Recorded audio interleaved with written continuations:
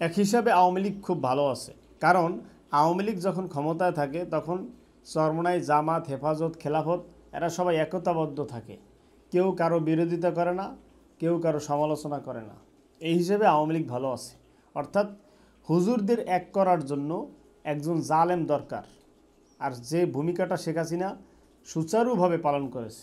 আফসোস লাগে, দেশটা স্বাধীন হলো 5 তারিখ, 1 মাস 2 মাস যেতে না যেতেই চরমোনাই পীরকে নিয়ে সমালোচনা, আমিরে জামাতকে নিয়ে সমালোচনা শুরু হয়ে গেছে। আর তারাও একের পর এক বিতর্কিত কাজগুলো করে যাচ্ছে। চরমোনাই পীরের কি দরকার ছিল ফরিদউদ্দিন মাসুদের সাথে যোগাযোগ করার? তার মাদ্রাসায় গিয়ে বক্তৃতা দেওয়ার কি দরকার ছিল? অথবা করছে, ঠিক আছে, বুঝলাম, হ্যাঁ, তার মাদ্রাসায় হামলা হওয়ার আশঙ্কা, এই জন্য তার মাদ্রাসায় গেছে। সেখানে গিয়ে এটুকু বললেই তো যথেষ্ট যে সে একজন আলেম হলেও যদি সে অন্যায় করে থাকে অবশ্যই তার বিচার হবে বাংলাদেশে আইন প্রক্রিয়া, তবে তার মাদ্রাসায় কোনো আক্রমণ করা যাবে না। বাস এইটুকু বললেই তো যথেষ্ট। সেখানে তালই তা আমার আত্মীয়, তাই উনি বুজুর্গ, এত কিছু বলার দরকার আছে? এই কথাগুলো চরমোনাই মুরিদদের আবার ভালো লাগবে না। আবার ওদিকে জামাতের আমির সাহেব, উনি এক আকাম করছে। যেসব দালাল সাংবাদিকরা শেখ হাসিনারে ক্ষমতা রাখার জন্য দিনের পর দিন চাটুকারি করছে, সেই সব সাংবাদিকদের নিয়ে, ফ্যাসিস্টের দালালদেরকে নিয়ে উনি চা নাস্তা করতেছে। কি আজীব ব্যাপার! স্বৈরাচারের দোসরদের নিয়ে আমিরের জামাত চা পান করে, বৈঠক করে,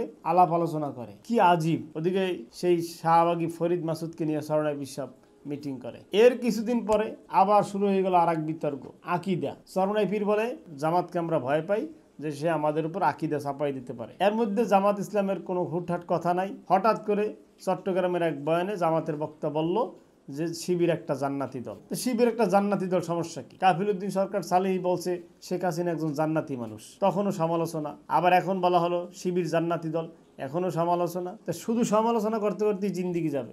এর মাঝে আবার তাবলিগ নিয়ে জামাতের এক বক্তা একেবারে নিম্নমানের একটা সমালোচনা করছে, অর্থাৎ তাবলিগ জামাতের দাওয়াতকে রবীন্দ্রনাথের গীতের সাথে তুলনা করছে। মানলাম, সেটা ক্ষমা চাইছে, আলহামদুলিল্লাহ। এরপরে আবার সোহরাওয়ার্দী উদ্যানে সিরাতুন নবী মাহফিল, সেখানে জামাত ইসলামের ভাইয়েরা বা ওখানে যারা মাহফিল শুনতে গেছে তারা চেয়ারে বসে নামাজ পড়ছে। পরিবেশ বেশি ভালো ছিল না, নিচে পানি ছিল, কাদা ছিল, কিন্তু পানি কাদা থাকলেও যারা মাহফিল কমিটি ছিল তাদেরও আমার মনে হয় না অতটা ভালো একটা তৎপরতা ছিল। সবকিছু মিলিয়ে মানে হুজুরদের আর এক করা গেল না। 10টা ব্যাঙ যেমন একটা পাত্রের মধ্যে রাখা যায় না, হুজুরদেরকেও আর এক পাত্রে রাখার কোনো অপশন নাই। দিন দিন মানুষ হুজুরদের থেকে মুখ ফিরিয়ে নিতেছে। 5ই আগস্টের পরে সবাই আশা করছিল দেশে ইসলামী হুকুমত কায়েম হবে। রফিকুল ইসলাম মাদানী সাহেব, ছোট্ট মানুষ, বয়স কম, সে চরমোনাই বিরুদ্ধে লাগছে। কি হয়েছে? চরমোনাই আওয়ামী লীগের দালাল, তার কারণে আলেম ওলামারা জেল খাটছে, ইত্যাদি ইত্যাদি। ওদিকে জসিমউদ্দিন রহমান সাহেব হে যুদ্ধের ঘোষণা দিয়ে দিতে আসছে। এদিকে গুনবী সাহেব হে চরমোনাই সাহেবের বিরুদ্ধে আঙ্গুল দেখায়। হাও ঐক্য,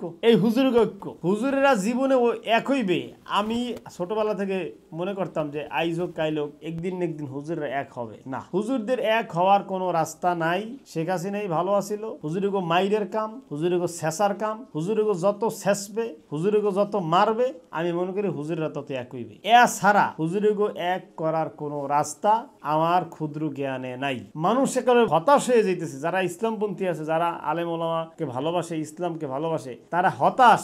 হুজুরদের এই কামরা কামড়ি, হুজুরদের এই যে মতভেদ, মাসালা, আকিদা, হ্যাং ত্যাং, এর মধ্যে আবার জুমার খুতবা ঢুকিয়ে গেছে বাংলায় না আরবিতে। এতদিন আরবিতে দিয়েছে, সমস্যা আরবিতে খালি খোসাইতে ভালো লাগে। এই হচ্ছে অবস্থা। আমি জানি না এখন বাংলাদেশের মানুষ কোথায় যাবে। হুজুরদের মতানৈক্যের কারণে, হুজুরদের গোরামির কারণে, হুজুরদের ফেতনার কারণে মানুষ আবার বিএনপির দিকে ছুটে যাবে। একটা সময় বিএনপি মানুষদেরকে বুঝাইবে, দেখো তোমরা যে হুজুরদের ক্ষমতায় নিতে চাও, ইসলামকে ক্ষমতায় নিতে চাও, কারে নিবা? চরমোনাই সাহেবের নেবা, সে জামাতের বিরোধিতা করে। জামাতের নেবা, সে চরমোনাই বিরোধিতা করে। হেফাজতের মামুনুল হকের নেবা। এই বিএনপি একদিন আমাদের বিরুদ্ধে কথা বলবে, শুধু আমাদের মতানৈক্যের কারণে, আমাদের ভুলের কারণে,